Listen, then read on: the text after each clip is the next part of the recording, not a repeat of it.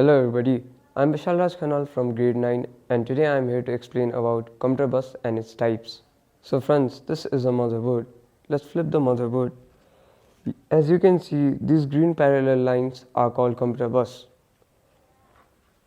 Computer bus is a group of wires, electric paths that flows data signals to the different components connected with the computer. Friends, these are the components of the motherboard. Computer bus helps to transfer data signals to these components.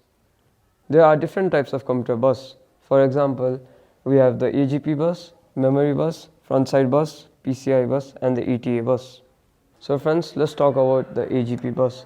Before knowing about AGP bus, let's talk about AGP. AGP stands for Accelerated Graphics Port. AGP is a parallel expansion card which attaches video graphics card to the computer system. AGP bus helps transmit the data from AGP to the north bridge, which is finally sent to the processor for processing with the help of FSB.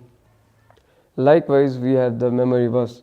Memory bus transmits data from the main memory RAM to the north bridge, which is finally sent to the processor for processing through the FSB.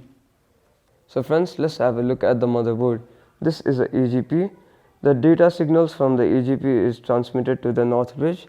North bridge is a chipset that communicates with the processor using the front side bus.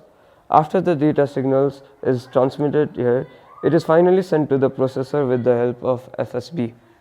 Similarly friends, here we have the memory slots. The data signals from the memory slots are transmitted to the north bridge with the help of memory bus.